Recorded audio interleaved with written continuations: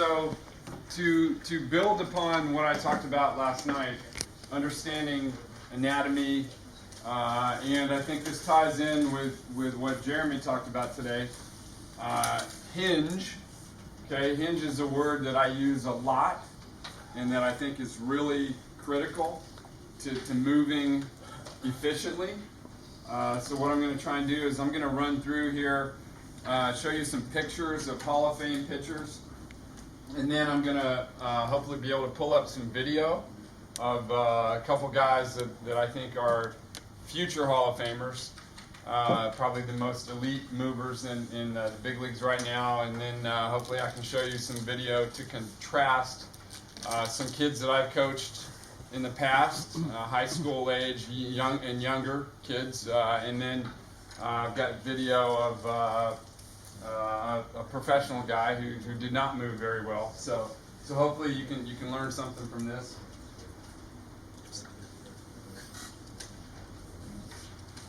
Why does this not want to move forward?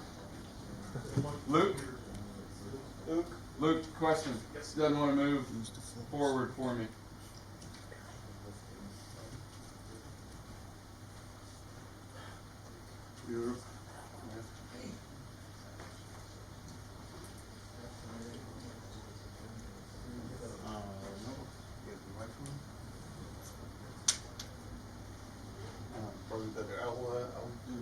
Okay. All right. Yeah, no problem. No problem. Okay, so just a quick overview again. What we talked about, throwing is throwing. We're going to try and turn basic movements into a complex whole. Rhythm and timing equals athleticism. The pictures, as I mentioned, Hall of Fame pitchers, and then talk a little bit about how to teach pitchers how to move. Just to set up for tomorrow, that what I would like to do tomorrow is actually show you a few progressions of throwing that I think would be beneficial. I'm also going to introduce today the magic rock. Okay, I found a couple magic rocks right outside here. You can find, it's amazing, you can find magic rocks anywhere. But I'm going to introduce that to you, I think, which ties into what Dave talked about, using external cues. Okay. All right, so what is athleticism? Athleticism, to me, I like this definition. It's from a guy who's become a friend of mine, Vern Gambetta. It's the ability to execute athletic movements at optimum speed with precision, style, and grace in the context of the sport or activity. And again, that gets to the idea that elite athletes are moving fast.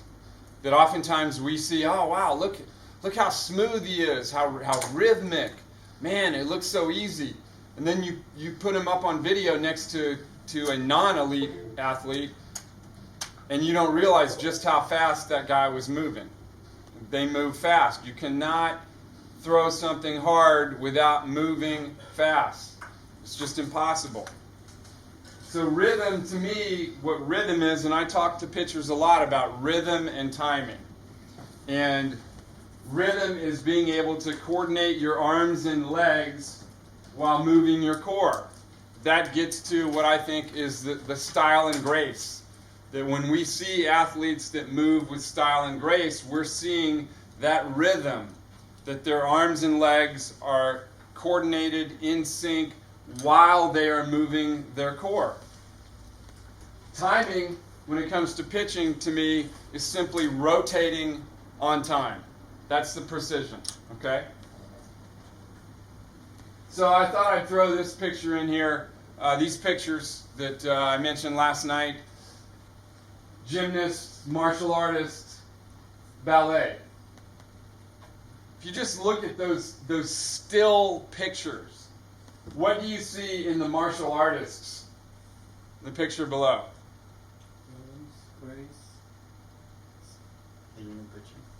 Is there a symmetry that you see in their body? Okay, and look at, it's Baryshnikov. Okay, just look at the symmetry that's there, right? The lines. When I talked about the lines, you see those lines, how they maintain their shape. So, trying to turn basic movements into a complex whole for pitchers, for throwers. Okay, because really, pitchers are just downhill throwers. Okay, think of it that way. They're downhill throwers. So, the first thing is to be able to hinge, to keep a neutral spine, right? The shape of the spine that I showed you, to keep a neutral spine while you engage your glutes. It's really important. You do not want to load your quads immediately. If guys get onto the ball of their foot very early, they're engaging their quads rather than their glutes. They have no chance to rotate efficiently as they move down the mount. Load. So when I grabbed Excel. When I grabbed Excel last night and was kind of showing, okay, how would he want to load those three planes, right? The planes of front and back, right and left, and up and down.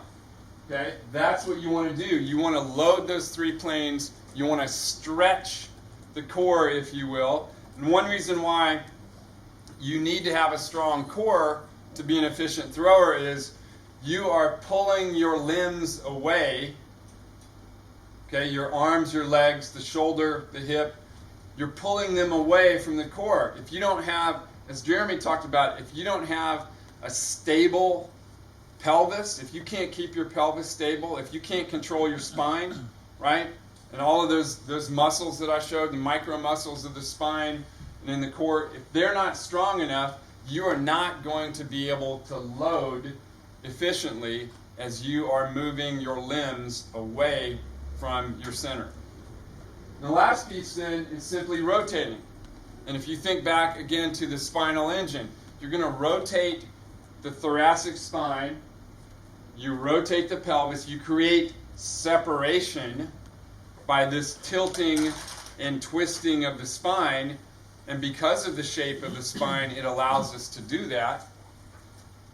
And you have to do this while you are keeping the symmetry and mobility in your scapula. Okay, scapulas, both of them. They have to work together.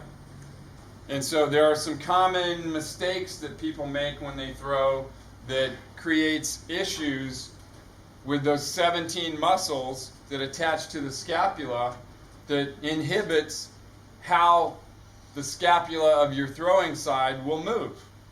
Okay? Go ahead. All right, so we're going to run through, these are just some pictures. I don't want to say anything. I want you to just look at these, and then I'm going to ask you a few questions of what you might see at the end here. Okay, so here's Nolan Ryan. Go ahead, Luke. Sorry. No, it's all right.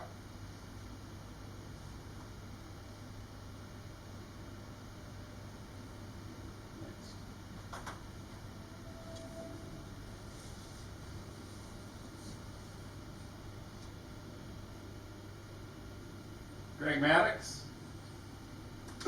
various stages of his career, early with the Cubs and then a little later with the Braves.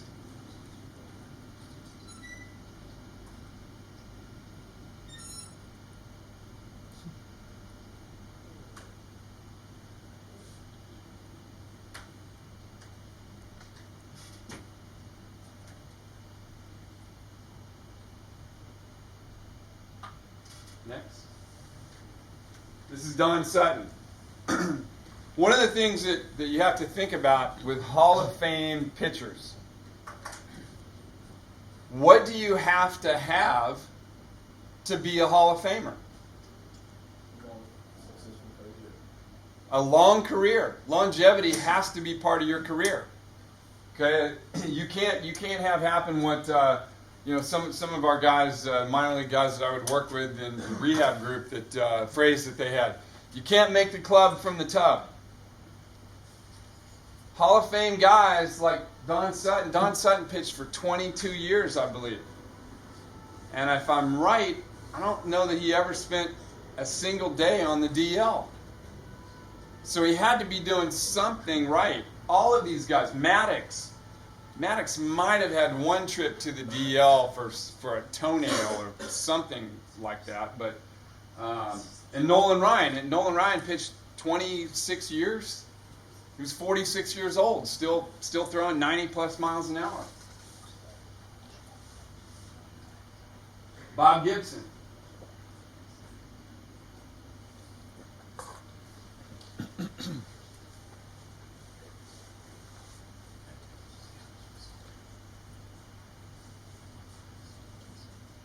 Raleigh Fingers. Hall of Fame reliever, but pitched for a long time. Tom Glavine. Pitched 20 years, I think. Goose Gossage.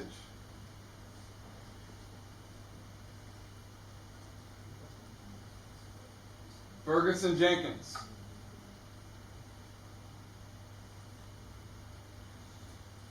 Randy Johnson. Now, Randy Johnson's an interesting case.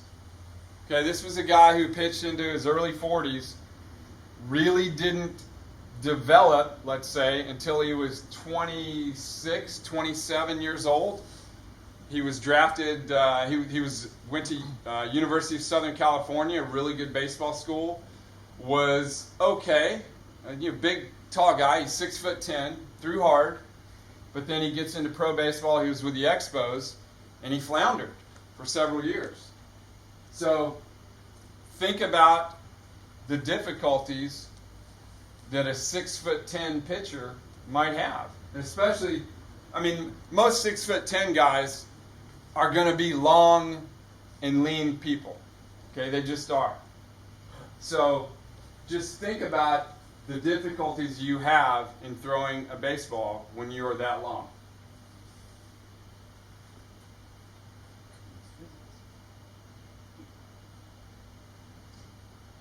Gaylord Perry. Gaylord Perry had a stretch of 5 years in his career that he threw 300 plus innings 4 of those 5 years, from ages 29 to 33. 300 plus years. Now, so some of you may have heard Brent Strom, good friend of mine, and I said to Stromy once, I said, man, Gaylord Perry threw 344 innings in 1973, I think it was, with the Cleveland Indians. Stromy said, yeah, I was on that team. Gaylord wouldn't let anybody else pitch. Tom Seaver. Tom Seaver was signed and essentially got to AAA his first year, 21 years old. He threw 200 innings, 201, 5 innings, something like that as a 21-year-old. The next year he was in the big leagues at 22. He threw 251 innings. The next 12 years, he threw more than that. He had one year he was at 236. Okay, so this is one of the things that when I hear now, like, guys, they can't pitch that much. We got to be careful. Okay, for me, and this is where sometimes I get lumped into the new school category. I'm old school when it comes to this. These guys, they moved well, and they pitched a lot. How did they do that?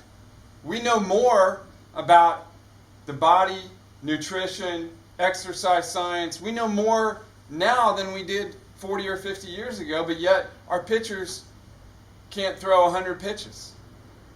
To me, that's kind of silly.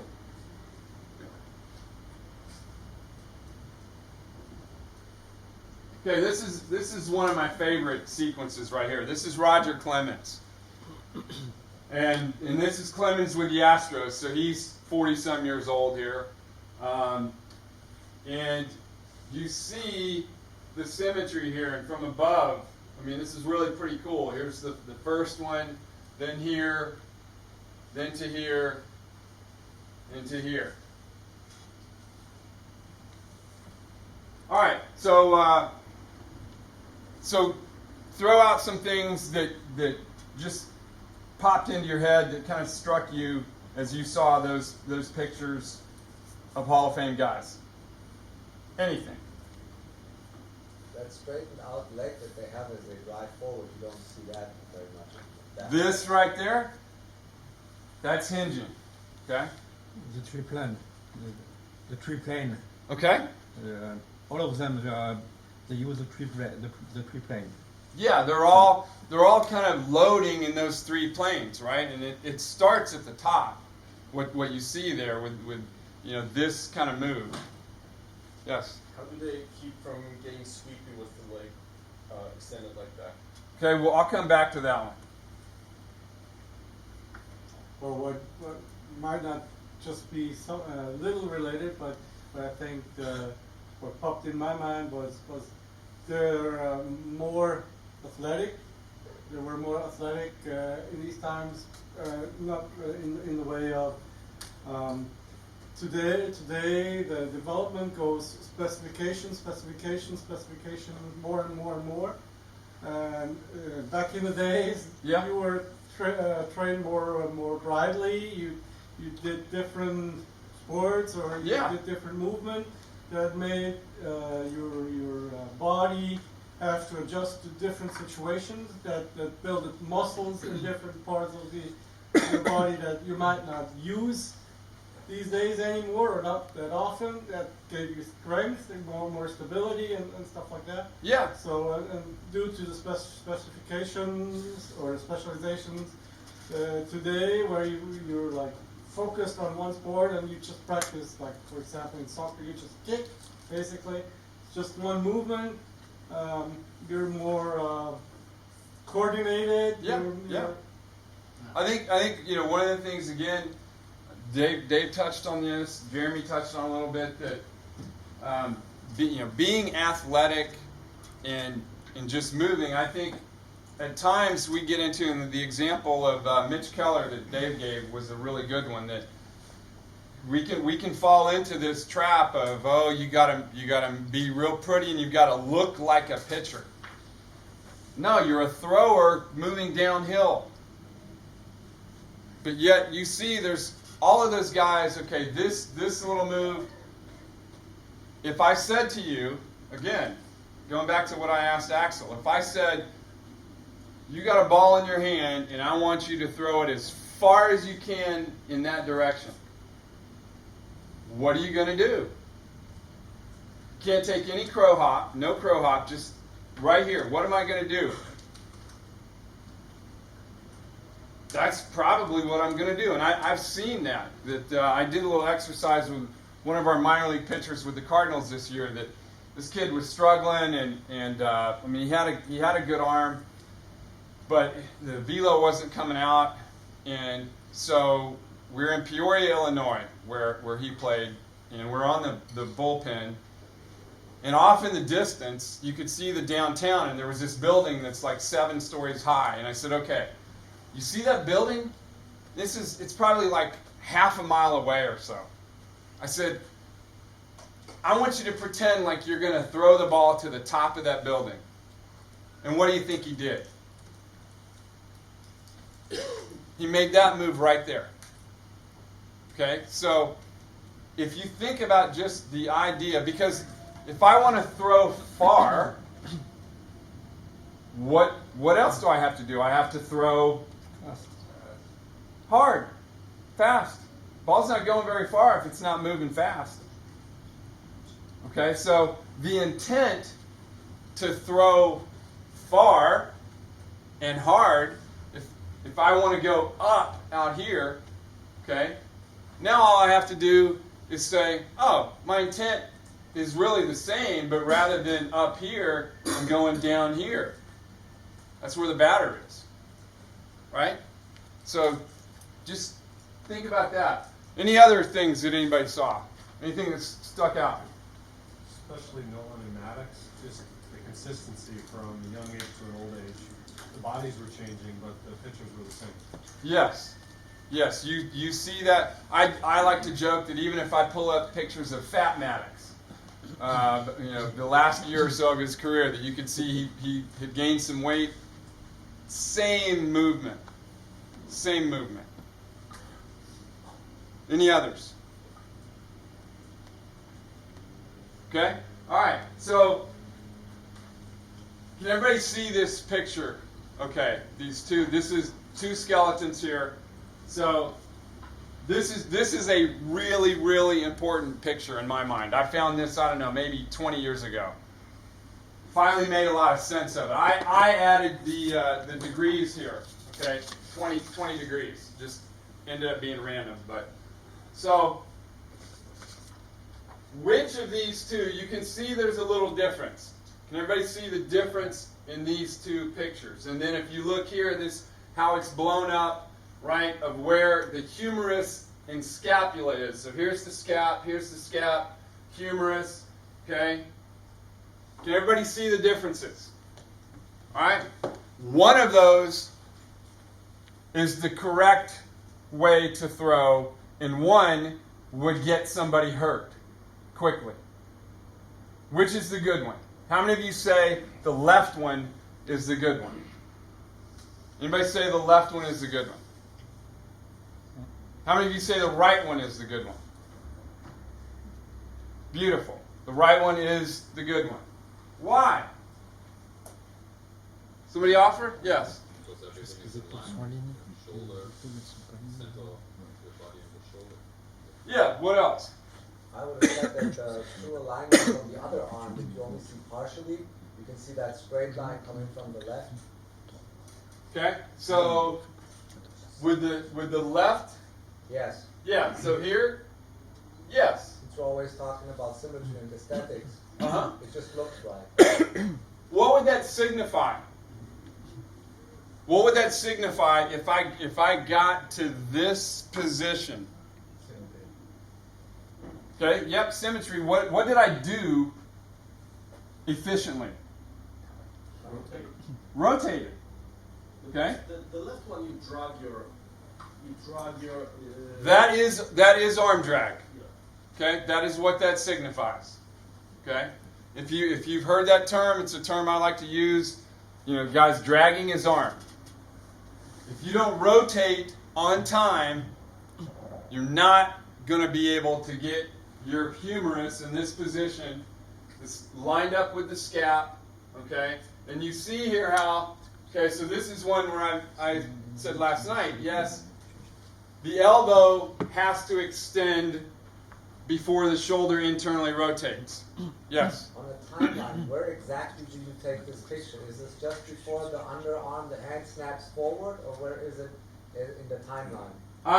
This would be a little bit, well, acceleration, okay, so let's just say, foot plant would have happened, the ball and the humerus is back here. You're accelerating, so this is going to be right before the elbow extends, Okay.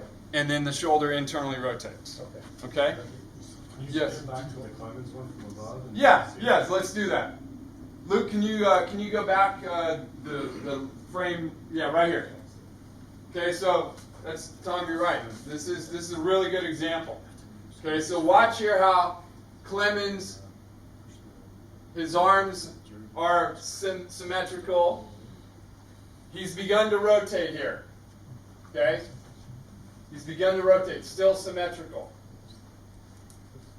He's really rotating right here.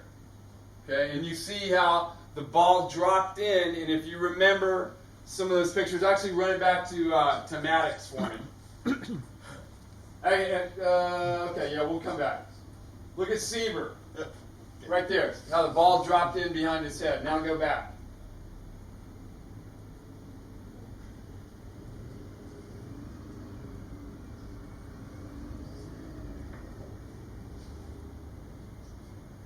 It is, yeah. So go back. Here you see how the ball dropped in. Okay, behind him. Go forward one. Let's see. Go one more. I wanted to see who was it. Another one. Might have been.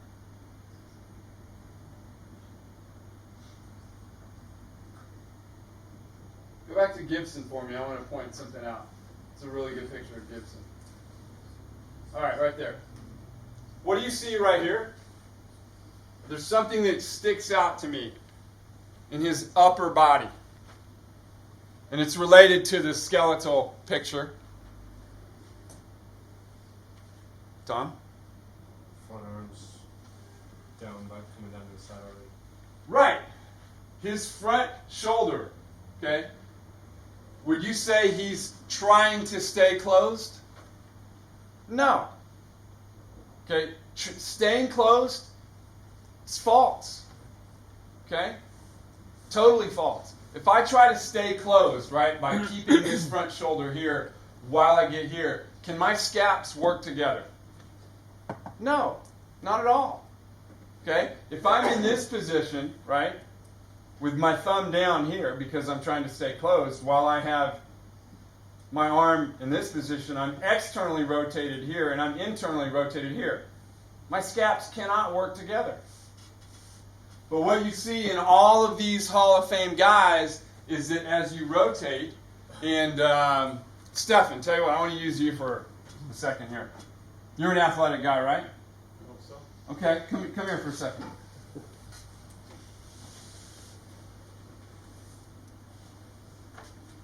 All right, so this is a little drill I like to use as a test and just have some fun. Okay, so put your arms out like this. Okay, now jump in the air and do a 360. Somebody coach him. Put your arms in. Okay, try it again. Now, start like this. Start like this. Now, how fast, when he jumped that first time, how fast did he rotate? Was it fast or slow? Slow. It was slow. Okay? What can you do to rotate faster? Okay? So as you rotate, as soon as you jump in the air, start with your thumbs down. Okay? As soon as you rotate in the air, let your elbows flex and your thumbs go up, and your elbows are going to come into your body, and watch how fast he rotates. See the difference? Thanks. Does that make sense? What's going on with elite pitchers and the way they move, it's just rotation. You can't, try and rotate fast by going, no shot.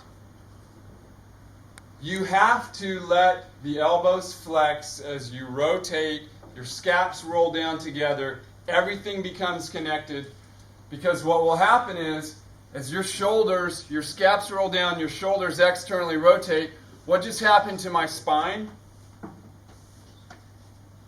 Neutral. What did I go into?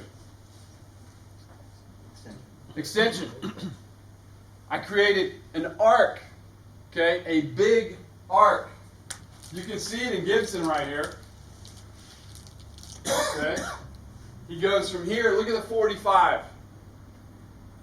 And now you can see a little bit here. What happened to the 45, the 4 and the 5? They pinch together. Why? Because your scaps roll down, you go into extension. Okay? You got it? Yep.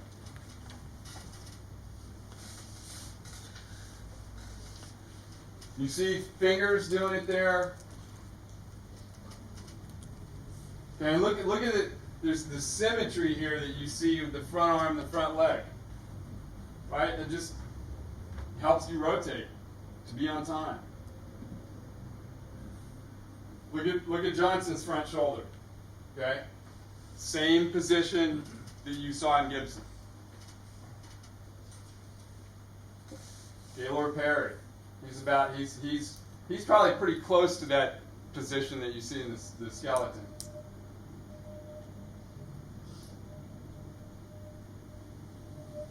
Okay, so that makes sense. Well, Yes. now you said, we all agree that this one here, the right one, is the better one. The Yep. usually free one. You go back to Clemens, he's the left one. Or is the timing different? No, that's a little timing. Okay. Yeah, this would be you'd get him a little forward. Okay. Okay. So there's still time for the Yeah. Okay. Yeah, if you were to hang on to that. Okay. The other thing is look at his back hip here. Okay, think about it again. Look at the position of the back leg, and now he goes into extension of his back hip. Okay? So now, here's some pictures of some guys who had injury problems. Okay, I got 3 or 4 guys that'll pull up here. This is Mark Pryor. So I want you to just take a look at these, see if you see any differences.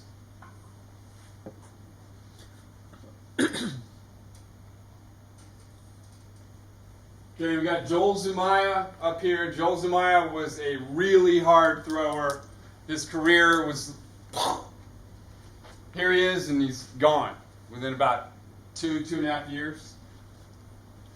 This is Michael Pineda, who is struggling to get back from multiple injuries. Tommy Hansen was a promising young starter for the Braves and gone. Shoulder problems. This is Chris Young, great human being, works for MLB now, had a fairly long career but had a ton of shoulder problems. What do you see? What are some common things that you see in these guys? Yes. The position of the throwing hand, where the ball is pointing, is just, it's like Steve A we used to pitch a little bit. The ball's going up here instead of being in this position where they're like four sided. Okay. It's like the elbow's a little higher than the shoulder, maybe causing the difference. Yeah, little bit. What else? I saw some asymmetry, some on the next picture. Yep. The second top, I think he's dragging the arm. The third, he's already open, also kind of dragging. Third, fourth, he's flying open here with the glove hand, while the throwing hand is not even in sync, kind of. Yeah. This picture right here, okay, are his arms in sync? No, not even close. Are his arms and legs in sync? No. With these two guys, these two pictures right here, I put them side by side. So look at the position that they are in right there. Think back to, again, our skeleton. Here, I'll pull this up. Right? If you're dragging your arm, which are you going to use primarily to throw the baseball? Internal rotation of the shoulder or elbow extension? And look at these two guys. From these positions right here, what are they going to use more of? Internal rotation or elbow extension? Which one? Okay? How many of you say elbow extension? Raise your hand. How many say shoulder internal rotation? Some of you are on the fence. If you drag your arm, yeah, you're going to get a little elbow extension, but what's going to happen? This happens with hitters, right? If they're not connected, what happens to the barrel of the bat? You lose it early. It's the same with a pitcher.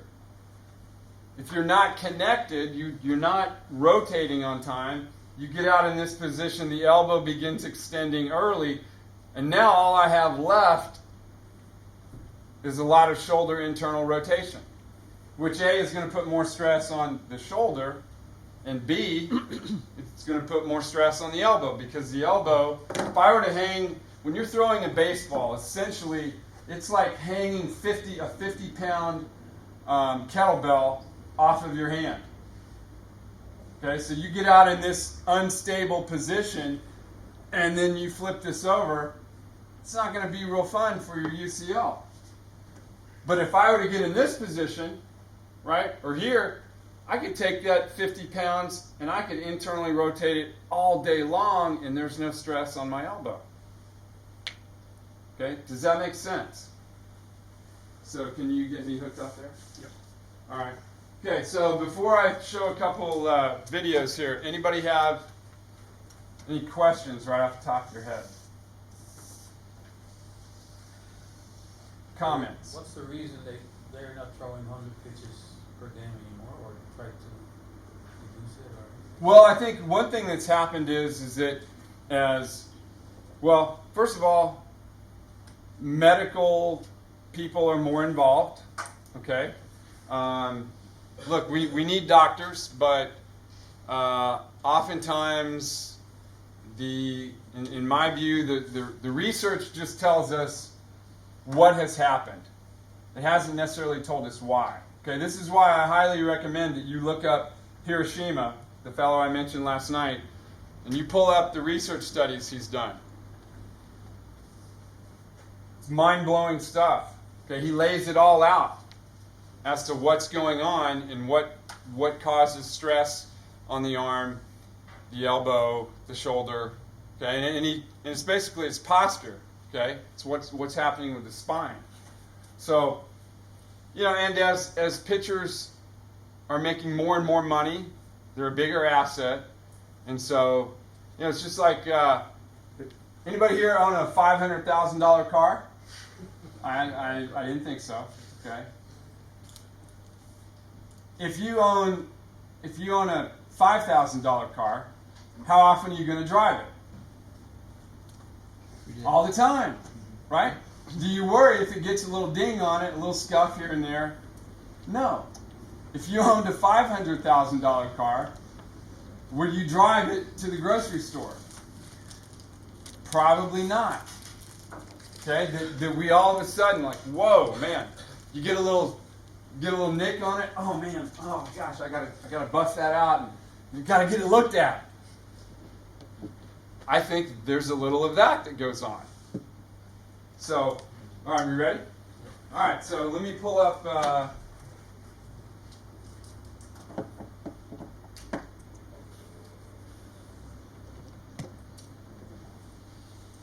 Also, have any of you ever heard of this video software program called Kinevea? Yes? I would highly recommend using it. It's really easy to use. Okay, so I'm going to pull up Max Scherzer and Justin Verlander. All right.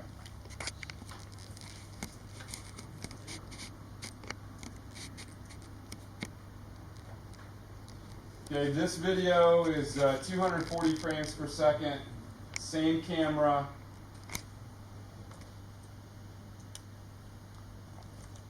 All right, so I'm going to get these guys.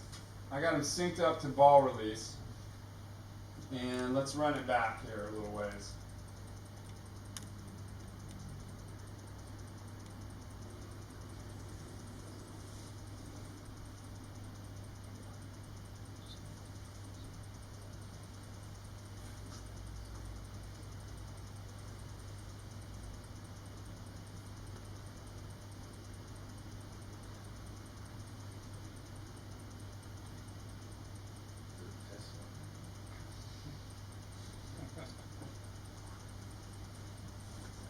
What's that? No test, but all right. So from right here, let's say top of the leg lift. What do you see?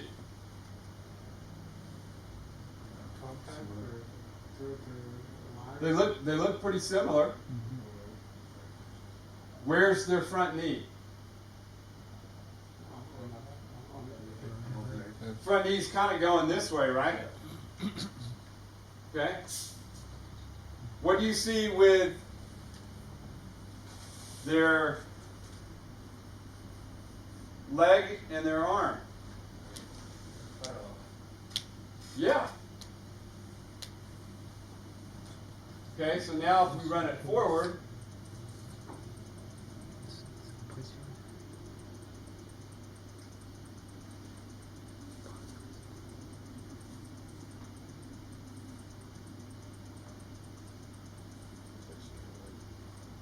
what did Jeremy talk about this morning that hitters should be able to do with the hips? What do these guys just kind of do with their pelvis, their thorax, if you will, their upper body in relation to that back hip? They just dropped right onto it. Okay? It's that hinge. It's that same movement. It's sinking onto it, right? That's really important. If you can't do this, it's my view, you're screwed. Yeah, you're going to be able to throw the baseball. You're going to have to do some other things, though, in order to generate your best velocity, and you're putting yourself at risk to get injured. So to be able to start now, and you can see Verlander is a little different. Verlander doesn't extend his foot, his knee all the way out. That's fine. He's still, if you look at the central part of his body, okay, he's still in this position, right? Just like, doesn't look too different from a hitter, does it? Exactly, Okay, and so now as they begin to go forward, so this will answer the question of, well, what is Scherzer going to do with that front leg?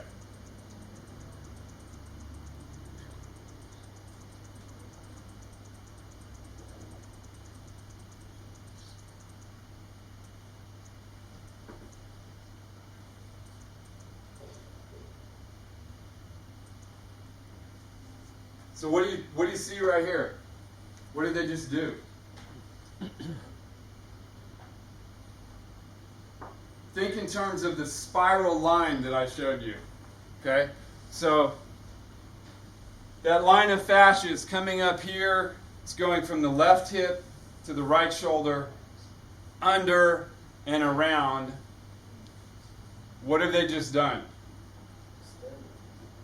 They just stretched. They stretched it. Okay?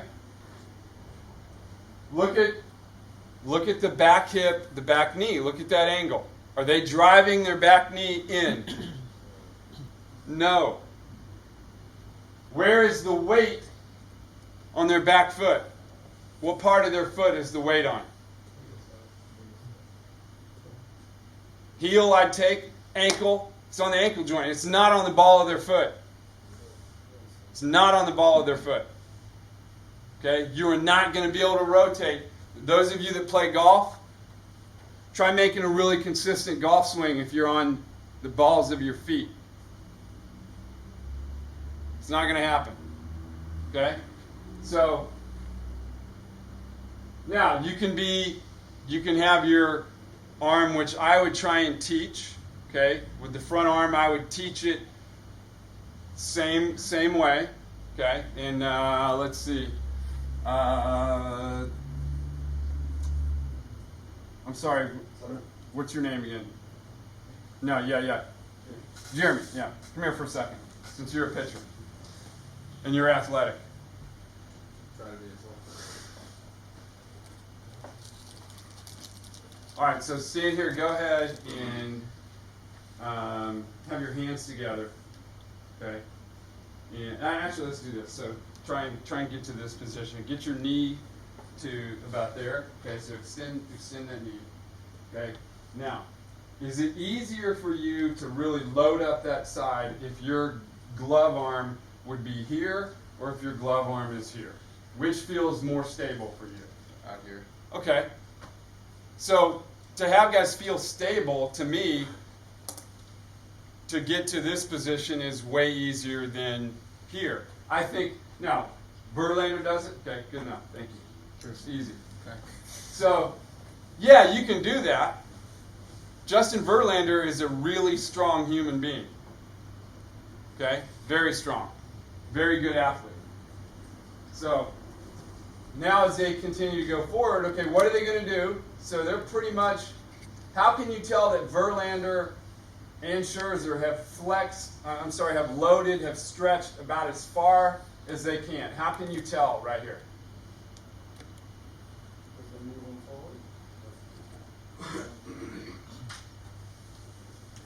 forward. What did Stefan, once he began to rotate, Stefan started in this position. Once he began to rotate, what happened to his elbows? They flexed. Have these guys flexed their elbows yet? Not yet. Okay?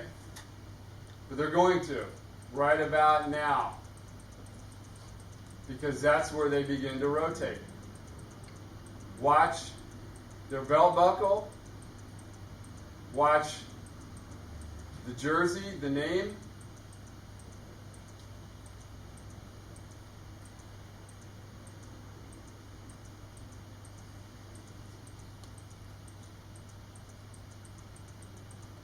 Okay? Call me crazy. Does that look pretty damn similar? The only thing is that Scherzer is a little bit lower Right. and Verlander is a little higher. Scherzer has a low arm slot. Verlander has somewhat of a high arm slot. It's what's comfortable. Okay? I mean, anybody that would say to Max Scherzer, man, you got to get your arm up a little higher.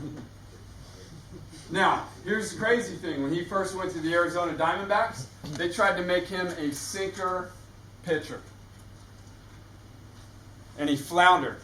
So they got, and they thought he was going to get hurt because of the way he moved, because it looks different, because he's so fast. Okay? Now, if you watch how he decelerates, okay, right here, now watch both of them. If you watch their hand and understand what the shoulder's doing, okay, so watch right here. They just let go of the ball. Now, look at the elbow. See the internal rotation? That's very late shoulder internal rotation. That's what should happen. Now watch their spines.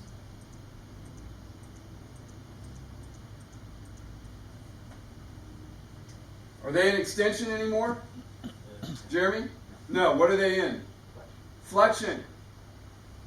Okay? If you want to throw something, you go from extension to flexion. That's what's going to happen. That's how you decelerate efficiently and how you throw 200 plus innings, 34, 35 starts, 12 or 13 years in a row. Okay? Any questions? I know we're over time here. It's okay. Finish up with some questions. Questions. I'm gonna put one guy up here who I think will be a good example of. I mean, this is a high level. I mean, he was playing professionally. He threw 90 miles an hour. But this guy had 2 Tommy John surgeries. And let's run him back.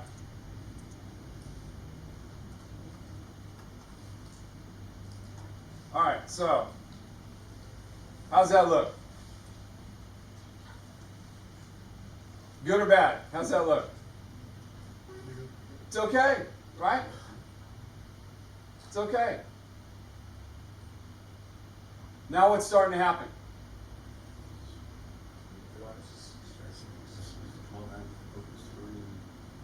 He's going forward. The glove arm's out of control. What happened with his back hip?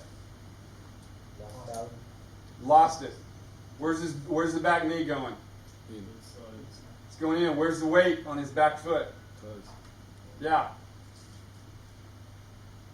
Where's his head starting to go here? Where's his spine going? Are his scaps in sync? Are his arms in sync? No. No, not at all. What's he trying to do? He's trying to stay closed. Okay, so he lands. Okay, so for him to generate, is this guy going to be able to use his obliques to rotate well? No shot. So what's he going to have to do to generate velocity? He's going to have to internally rotate his shoulder at a really high rate of speed. And he's got to drive forward. Okay, so watch. Does that look good? Okay, so from right here. Okay, so let's blow this up. Okay, this is where. So this is your classic. If you see people that lead with the elbow, but they have not rotated. Okay, so now from this point, it's going to be internal rotation. So watch this. See that? Elbow's not really extending. He's rotating his shoulder. Oh wow.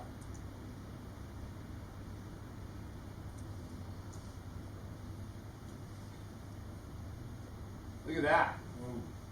Okay? Can you go back to Scherzer or Verlander?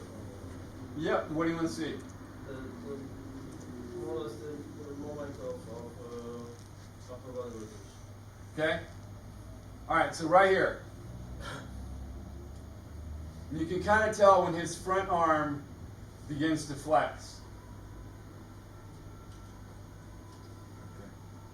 Okay, he's beginning. What are both of his scaps doing at this point? What are they beginning to do? His scaps are beginning to roll down. Okay? Because as your scaps roll down, what does your shoulder do? Externally rotates. Okay? And you get to this position. Okay, this is separation, right? That as I get right there, separation. It's not really separation, it's just your body's unwinding. Okay, so right here, there it begins. And you see how the head is still right over his center, his belt has turned. I mean, he is coiled up. That's how you throw very hard, very efficiently. Okay, and look at what happens. Right? He's still, the external rotation, he hasn't gotten to the maximum external rotation until right there. Okay? Any other questions? So what happens if you look at, look at the guy, the bad guy here, he started kind of okay. If you were to see him from the front, you could see that he really got onto the ball of his foot very early. And some of that is, and so here, I gotta introduce this too. Okay, do I have 2 minutes? Yeah, got 2 minutes for the magic rock. All right, this is a magic rock. Okay, so let's see. What's your name again? Clemens, come here for a second. You look like you pitched a little bit. Okay, so magic rock. Okay, I want you to get that rock like right under your ankle. Okay, and then I want you to just kind of get to this position with. Are you right or left-handed? Left-handed. Okay, left-handed. All right, so right here now. What I want you to do is I want you to drive that rock into the ground. Right. Drive it into the ground. I don't want you to go anywhere. Okay. I don't want you to go anywhere. I just want you to drive it into the ground. Show me what you would do to drive that rock into the ground. Somebody want to coach him? Hinge. Drive it. Look, is it easier if I want to drive this into the ground? If I push it in, I take my hips back?